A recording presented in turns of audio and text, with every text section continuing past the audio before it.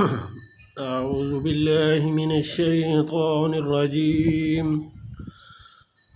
بسم الله الرحمن الرحيم. يا أيها الذين آمنوا لا تقتلوا الصيد وأنتم حرم، ومن قتله منكم متعمدا فجزاء مثل ما قتل من النعم يحكم به ذوى عدل منكم هديا بالغ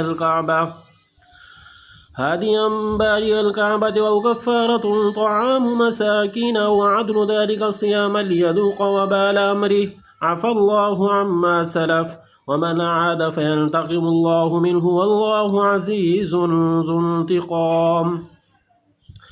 أحل لكم صيد البحر وطعامه متاعا لكم وللسيارة، وحرم عليكم صيد البر ما دمتم حرما، واتقوا الله الذي إليه تحشرون.